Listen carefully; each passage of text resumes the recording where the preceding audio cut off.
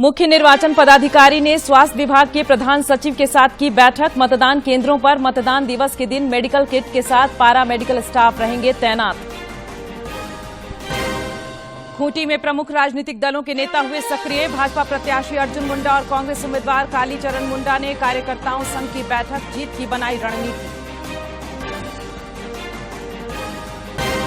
सचिवालय मार्च कार्यक्रम मामले में भाजपा नेताओं को राहत। झारखंड हाईकोर्ट ने प्रदेश भाजपा अध्यक्ष बाबूलाल मरांडी समेत 27 नेताओं के खिलाफ पीड़क कार्रवाई पर लगाई रोक। और पूर्व विधायक योगेंद्र साव से आज ईडी कार्यालय में हुई पूछताछ। मनी लॉन्ड्रिंग से जुड़ा है मामला। कल अंचलाधिकारी शशिभूषण सिंह से भी हुई थी पूछताछ।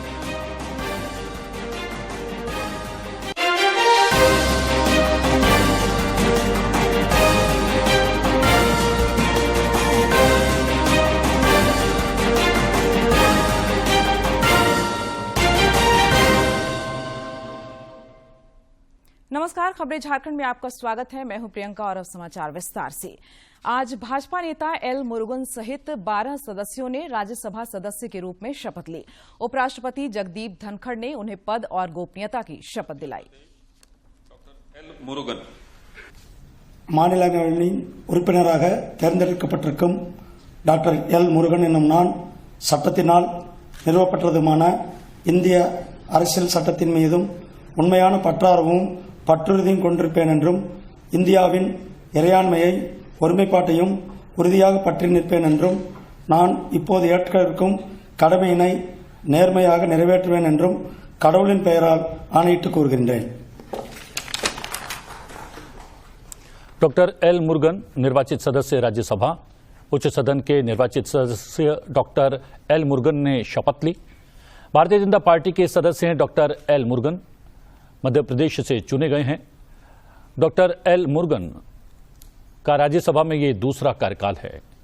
केंद्रीय राज्य मंत्री के पद पर रह चुके हैं।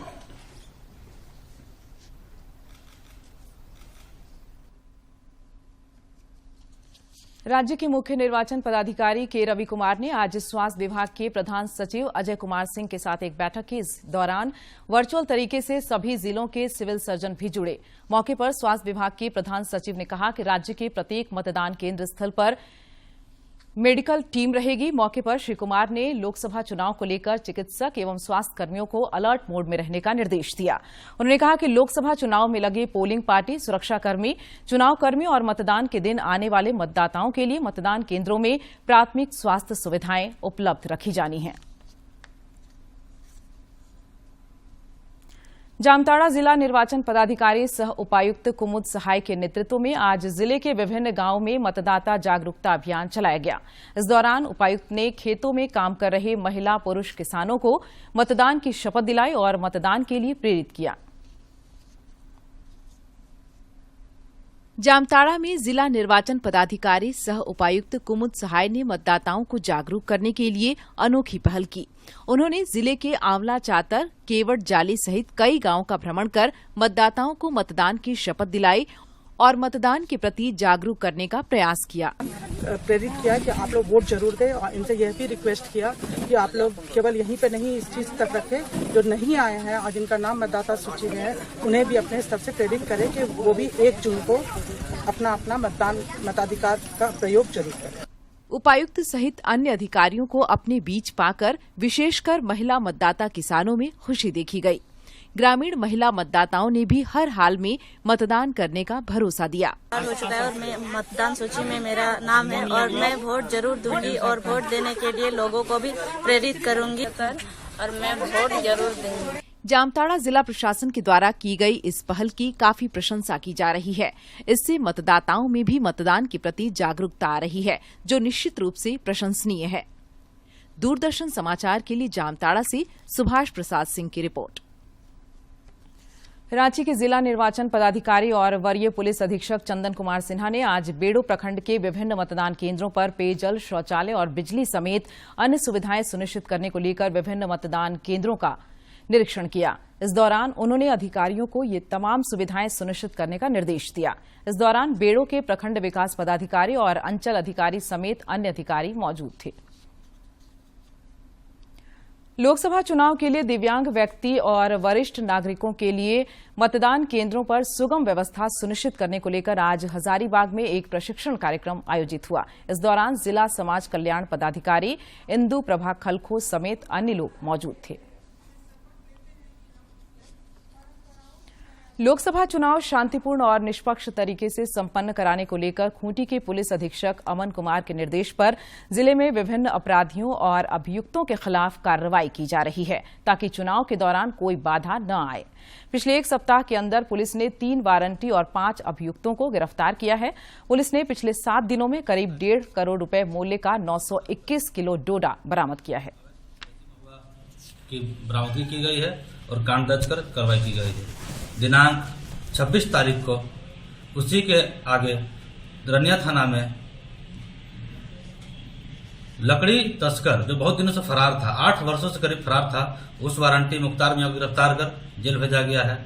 दिनांक 27 तारीख को तोरपा थाना में एक मारपीट की घटना हुई थी, उसमें जेल भेजा गया है। और उसी दिन करीब 3 वर्षों से फरार वारंटी उमेश गोप और मनोज यादव को गिरफ्तार कर जेल भेजा गया है। प्रधानमंत्री नरेंद्र मोदी कल देवघर एयरपोर्ट पर कुछ वक्त के लिए रुकेंगे। इसके बाद वे लोकसभा चुनाव प्रचार को लेकर यहां से पड़ोसी राज्य बिहार के जमुई के खैरा के लिए रवाना हो जाएंगे। प्रधानमंत्री यहां एनडीए की सहयोगी लोजपा प्रत्याशी के समर्थन में चुनावी सभा को संबोधित करेंगे।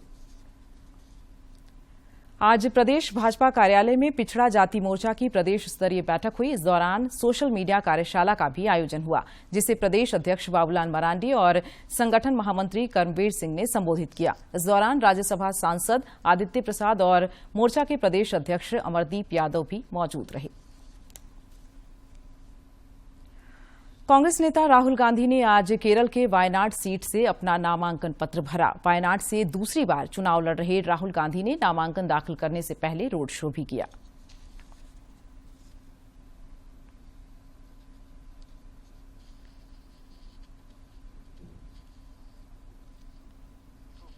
इस दौरान उनके साथ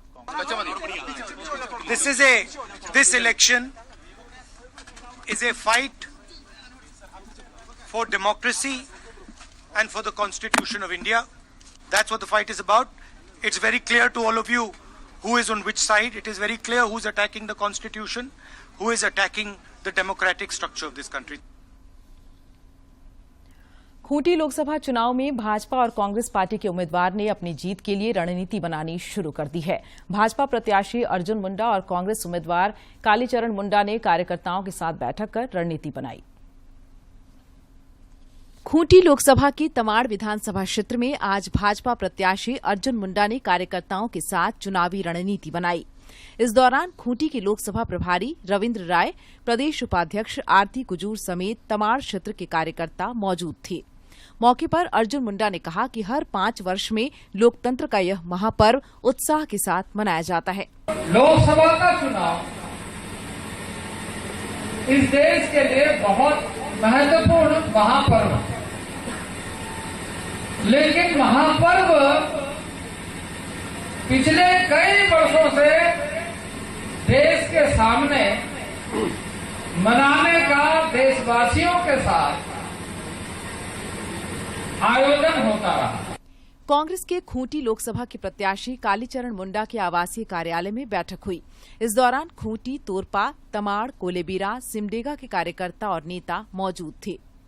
मौके पर विधायक विकास कुमार मुंडा और नेता बंधु तिर्की ने कहा कि हमारी पार्टी यहां मजबूत स्थिति में है। मजबूत है गठबंधन के रूप में भी, और जो परिस्थिति है निश्चित रूप से ये हम चुनाव जीतेंगे। और पिछली बार जहां तक पहुंचे थे उससे ज्यादा बेहतर हम लोग करेंगे, और मुझे जहां तक उम्मीद है कि इस बार हम उनको बहुत अच्छे माध्यम से पछाड़ेंगे। लोकसभा चुनाव की तारीखों के ऐलान के साथ ही प्रमुख राजनीतिक दल सक्रिय हो गए हैं। खूंटी लोकसभा क्षेत्र के लिए 13 मई को मतदान होना है। दूरदर्शन समाचार के लिए खूंटी से ज्योत्सना की रिपोर्ट। सुप्रीम कोर्ट ने कुछ राज्यों में वित्तीय कुप्रबंधन को लेकर आज एक बड़ा फैसला सुनाया है। पिछले दिनों सुप्रीम कोर्ट ने केरल को वित्तीय वर्ष 2023-24 के लिए अतिरिक्त उधारी जुटाने के लिए अंतरिम राहत देने से इनकार कर दिया था। 24 के लिए 10,722 करोड़ रुपए की अतिरिक्त उधारी जुटाने की अनुमति देने से, अंतरिम राहत देने से इनकार करते हुए कहा था कि राज्य के वित्तीय कुप्रबंधन से उत्पन्न वित्तीय कठिनाइयां अंतरिम राहत पाने का आधार नहीं हो सकती।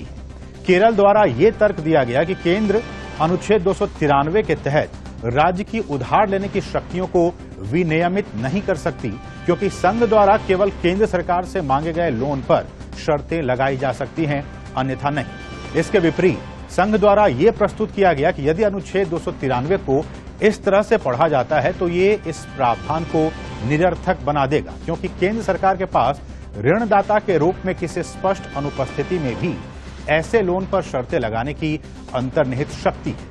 इसके अलावा पंजाब में भी वित्तीय कुप्रबंधन को लेकर चिंता जताई गई है। और हम आपको ये ग्राफिक्स के जरिए बता रहे हैं किस तरह से केंद्र और राज्य के बीच जो कर्ज का मुद्दा है, कि किस तरह से केरल की तरफ से सुप्रीम कोर्ट में एक याचिका दायर की गई। केंद्र सरकार को उधारी सीमा प्रतिबंधों में ढील देने की याचिका थी।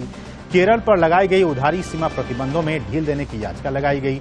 अब राज्यों के कर्ज लेने की क्षमता पर संविधान पीठ सुनवाई करेगा। केंद्र बनाम केरल मामले की सुनवाई अब संविधान का पीठ करेगा। सुप्रीम कोर्ट में 5 जजों की बेंच इस पूरे मामले की सुनवाई करेगा। केंद्र सरकार की तरफ से सीमा तय करने के मामले पर सुनवाई होगी। सुप्रीम कोर्ट का केरल को किसी भी तरह के अंतरिम राहत देने से इनकार कर दिया गया है। केरल की याचिका में कहा गया कि राज्य के हिस्से का कर्ज उन्हें नहीं दिया गया। केंद्र सरकार ने वित्त आयोग की सिफारिशों के मुताबिक उन्हें कर्ज नहीं दिया, ये केरल का आरोप है। केरल अपने स्वयं के वित्तीय अनुशासन को नियंत्रित करेगा। केरल सरकार के अपने अधिनियम में इस बात का जिक्र है, केंद्र ने कहा है। और इससे पहले केंद्र सरकार ने शर्तों के अधीन कर्ज देने का प्रस्ताव दिया था। एक मुश्त उपाय के रूप में केरल को 5,000 करोड़ रुपए देने का प्रस्ताव था। लेकिन संविधान क्या कहता है? संविधान का अनुच्छेद 293 राज्यों द्वारा वित्तीय उधार से संबंधित है। संविधान का अनुच्छेद 131 इससे संबंधित है कि केंद्र राज्य के बीच या फिर राज्यों के बीच विवाद की सूरत में ये अहम हो जाता है। और अनुच्छेद 131 विवाद की सूरत में सुप्रीम कोर्ट जाने की भी इजाजत देता है राज्यों को। रांची में सचिवालय मार्च के मामले को लेकर धुरवा थाने में दर्ज प्राथमिकी को निरस्त करने के आग्रह वाली याचिका पर आज झारखंड हाईकोर्ट में सुनवाई हुई। मामले में कोर्ट ने भाजपा के प्रदेश अध्यक्ष बाबूलाल मरांडी, सांसद अर्जुन मुंडा, संजय सेठ समेत 27 नेताओं के खिलाफ पीड़क कार्रवाई पर अगले आदेश तक रोक लगा दी है। मामले की अगली सुनवाई 8 मई को होगी। भारतीय जनता पार्टी के अध्यक्ष बाबूलाल मरांडी, रांची के सांसद संजय सेठ एवं पूर्व मुख्यमंत्री अर्जुन मुंडा समेत 27 अन्य लोगों के पीड़क कार्रवाई पर तत्काल रोक लगा दी है। इस मामले की विस्तृत सुनवाई 8 मई को की जाएगी। कांग्रेस विधायक अंबा प्रसाद के पिता योगेंद्र साव आज पूछताछ के लिए रांची स्थित ईडी दफ्तर पहुंचे। ईडी ने योगेंद्र साव को समन कर आज पूछताछ के लिए तलब किया था। गौरतलब है कि जमीन की खरीद बिक्री से जुड़े मामले में योगेंद्र साव के ठिकानों पर ईडी ने रेड किया था। अंबा और उनके परिवार पर जमीन पर अवैध कब्जा, रंगदारी, लेवी वसूली और अवैध बालू खनन जैसे गैर कानूनी काम में संलिप्तता का आरोप है।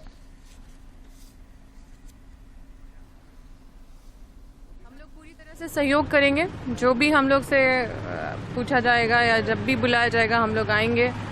और बस उम्मीद करते हैं कि सच्चाई की जीत, जैसे हमेशा हम लोग सुनते हैं सच्चाई की जीत होती है, उसी तरह से सच्चाई की जीत हो।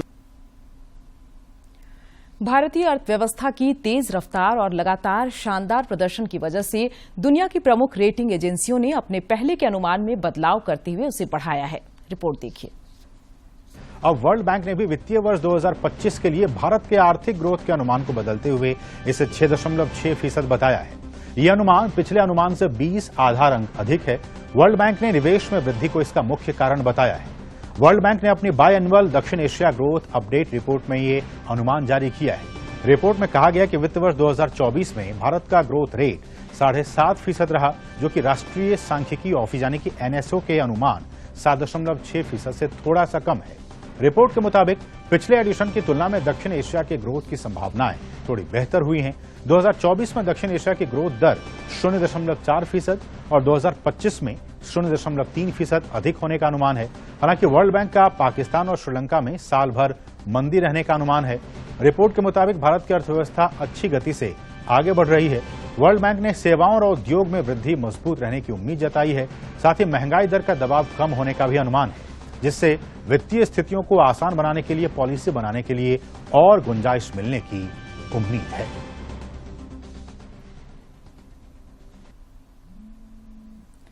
अरुणाचल प्रदेश पर अपना दावा जताने की एक और कोशिश में चीन ने एलएसी के साथ दूसरे कई स्थानों के नामों की एक और लिस्ट जारी की है। विदेश मंत्रालय ने चीन के दावों को खारिज किया है। विदेश मंत्री एस जयशंकर ने कहा कि अरुणाचल प्रदेश भारत का अभिन्न हिस्सा है, था और हमेशा रहेगा। यह पहली बार नहीं है जब चीन ने भारतीय क्षेत्र के अंदर स्थानों का नाम बदलने की कोशिश की है। चीनी नागरिक मामलों के मंत्रालय ने अरुणाचल प्रदेश के 6 स्थानों के मानकीकृत नामों की पहली सूची 2017 में जारी की थी। वहीं 15 स्थानों के नए नामों की दूसरी सूची 2021 में जारी की गई। इसके बाद 2023 में 11 स्थानों के नामों की एक और लिस्ट जारी की गई। 30 स्थानों को चीन द्वारा नया नाम देने का भारत ने करारा जवाब दिया है। विदेश मंत्री डॉक्टर एस जयशंकर ने कहा है कि अरुणाचल प्रदेश भारतीय राज्य था, है और आगे भी रहेगा। जयशंकर ने कहा कि नाम बदलने से कुछ हासिल नहीं होगा। One, I think we rightly called it senseless. By doing it repeatedly, it is still senseless. So I want to be very clear. Arunachal Pradesh was, Arunachal Pradesh is, Arunachal Pradesh will always be India. And I hope I am saying it so clearly that not only in the country, but beyond the country also, people get that message very, very clearly. केंद्रीय गृह मंत्रालय ने विदेशों से धन प्राप्त करने और उसके दुरुपयोग के मामले में 5 प्रमुख एनजीओ के लाइसेंस रद्द कर दिए हैं। मंत्रालय ने विदेशों से धन प्राप्त करने और उसके दुरुपयोग सहित अन्य कारणों का हवाला देते हुए 5 प्रमुख एनजीओ के विदेशी योगदान विनियमन अधिनियम यानी फेमा लाइसेंस रद्द कर दिए हैं।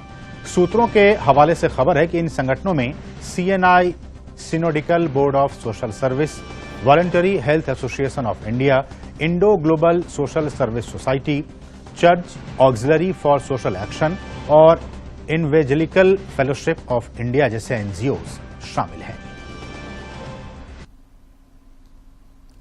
और आइए अब देखते हैं फटाफट अंदाज में जिलों की खबरें।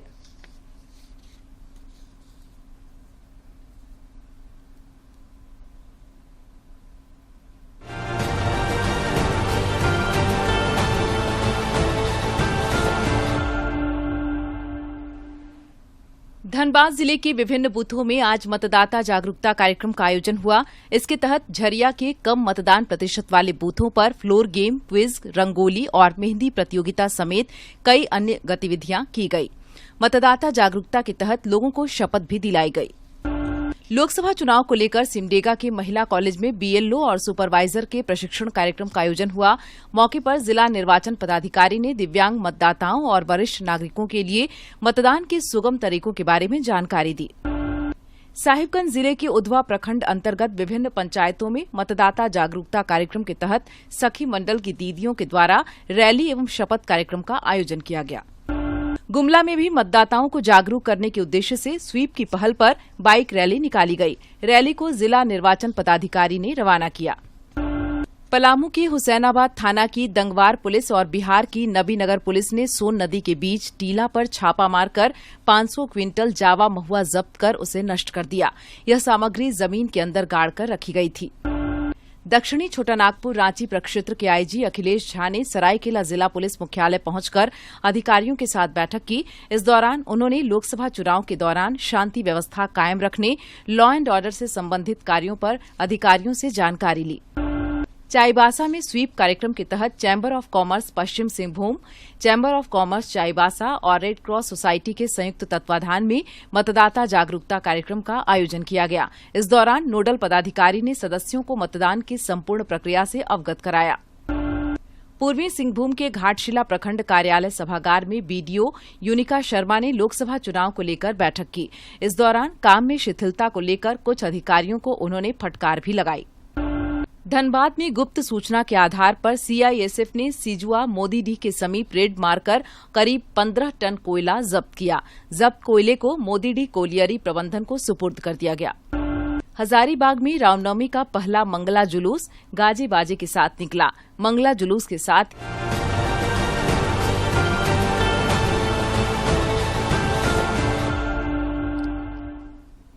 आगे बढ़ेंगे, रुक कर लेते मौसम का। राज्य में अगले 24 घंटे के दौरान अधिकतम तापमान में कोई बड़े बदलाव की संभावना नहीं है। मौसम विज्ञान केंद्र ने कहा है कि 5 अप्रैल को तापमान में 2 से 3 डिग्री सेल्सियस की बढ़ोतरी होने की संभावना है। केंद्र ने बताया है कि 6 अप्रैल को राज्य के उत्तरी भागों गढ़वा, पलामू, लातेहार, चतरा, हजारीबाग, कोडरमा, गिरिडीह, देवघर, जामताड़ा, दुमका, पाकुड़, गोड्डा और साहिबगंज में बारिश होगी। 7 अप्रैल को उत्तरी के साथ साथ मध्य भाग और 8 अप्रैल को दक्षिण और निकटवर्ती मध्य भागों में कहीं कहीं हल्की बारिश होने की संभावना है। इस दौरान राज्य के पूर्वी भागों के कुछ हिस्सों में भी कहीं कहीं हल्के दर्जे की बारिश होने की संभावना है। और अब एक नजर डालते हैं प्रमुख शहरों के आज के तापमान पर। राजधानी रांची का अधिकतम तापमान 36.6 और न्यूनतम 20.5 डिग्री सेल्सियस रिकॉर्ड किया गया। जमशेदपुर का अधिकतम तापमान 39.8 और न्यूनतम 22.6 तथा डाल्टनगंज का अधिकतम तापमान 39.4 और न्यूनतम तापमान 19.6 डिग्री सेल्सियस रिकॉर्ड किया गया। और अब खेल के मैदान से खबर। तमिलनाडु में 29 से 31 मार्च तक आयोजित चौथे सीनियर मेंस नेशनल योगासन प्रतियोगिता में झारखंड के रोशन थापा ने सीनियर बी ग्रुप में सिल्वर मेडल और जगदीश सिंह ने ऑल इंडिया लेवल पर 16वां स्थान प्राप्त किया। इस प्रतियोगिता में अन्य खिलाड़ियों ने भी दमदार प्रदर्शन करते हुए अंडर 10 में अपना नाम दर्ज कराया। इन पदक विजेता खिलाड़ियों का आज रांची लौटने पर स्वागत हुआ। उधर काठमांडू में अंतर्राष्ट्रीय थ्रो बॉल फेडरेशन की ओर से थ्रो बॉल प्रतियोगिता का आयोजन किया गया। इसमें भारतीय दिव्यांग महिला और पुरुष टीम ने स्वर्ण पदक हासिल किया। भारतीय टीम में झारखंड के 7 खिलाड़ी शामिल थे, जिनका शानदार प्रदर्शन रहा। भारतीय टीम में शामिल झारखंड के खिलाड़ियों का कल रांची पहुंचने पर स्वागत किया गया। और अब आज के दिन की ऐतिहासिक और महत्वपूर्ण घटनाओं पर डालते हैं एक नजर।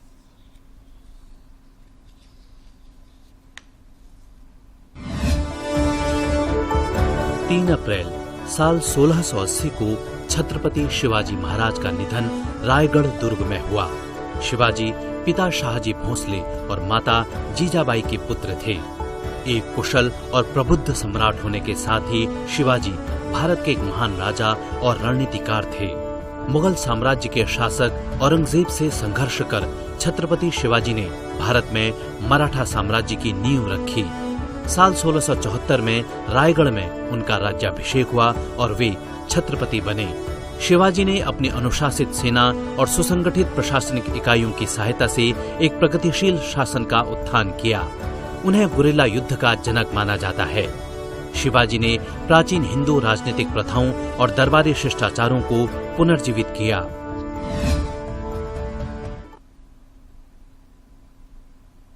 और अब स्वास्थ्य से जुड़ी जानकारी आपको दे दें। इम्यूनिटी का मजबूत रहना शरीर को कई प्रकार की बीमारियों से बचाने के लिए बहुत आवश्यक है। स्वास्थ्य विशेषज्ञ कहते हैं इम्यूनिटी को मजबूत करना एक सतत प्रक्रिया है, जिसका मतलब है इसके लिए हमें निरंतर प्रयास करते रहने की जरूरत है। आहार और लाइफस्टाइल दोनों का बेहतर सामंजस्य आपकी इम्यूनिटी पावर को मजबूती देती है और रोगों से मुकाबले में मदद करती है। देखिए रिपोर्ट। बेहतर जीवन के लिए स्वस्थ रहना आवश्यक है। स्वास्थ्य का महत्व हर आयु के व्यक्ति के लिए है। रोगों से बचाव हो तभी स्वस्थ रहना संभव हो सकता है। हमारा रोग प्रतिरक्षा तंत्र संक्रमण और बीमारियों से सुरक्षित रखने में सहायता करता है।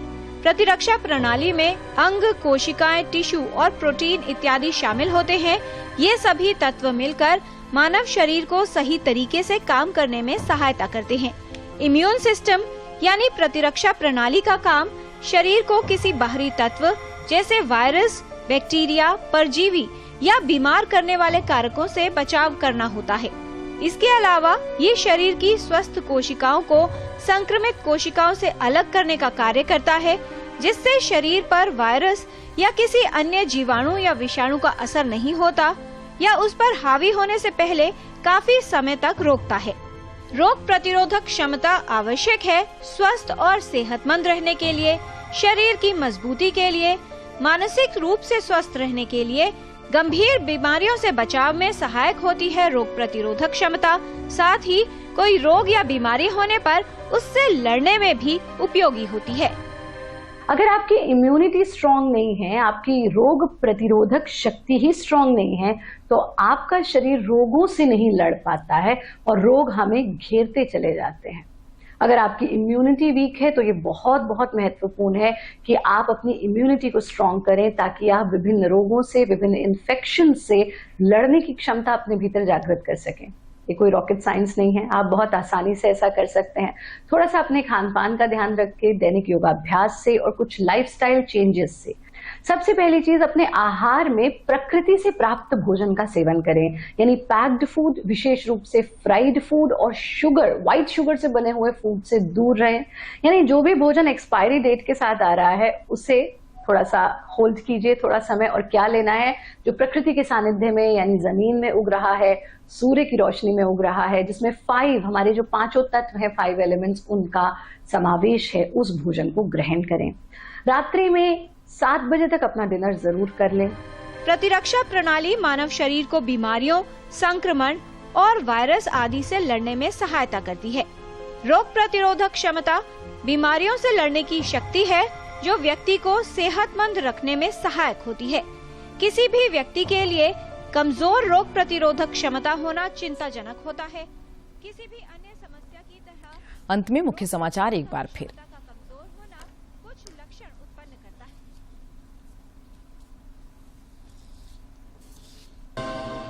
मुख्य निर्वाचन पदाधिकारी ने स्वास्थ्य विभाग के प्रधान सचिव के साथ की बैठक। मतदान केंद्रों पर मतदान दिवस के दिन मेडिकल किट के साथ पारा मेडिकल स्टाफ रहेंगे तैनात। खूंटी में प्रमुख राजनीतिक दलों के नेता हुए सक्रिय। भाजपा प्रत्याशी अर्जुन मुंडा और कांग्रेस उम्मीदवार कालीचरण मुंडा ने कार्यकर्ताओं संग की बैठक, जीत की बनाई रणनीति। सचिवालय मार्च कार्यक्रम मामले में भाजपा नेताओं को राहत। झारखंड हाईकोर्ट ने प्रदेश भाजपा अध्यक्ष बाबूलाल मरांडी समेत 27 नेताओं के खिलाफ पीड़क कार्रवाई पर लगाई रोक। और पूर्व विधायक योगेंद्र साव से आज ईडी कार्यालय में हुई पूछताछ। मनी लॉन्ड्रिंग से जुड़ा है मामला। कल अंचलाधिकारी शशिभूषण सिंह से भी हुई थी पूछताछ।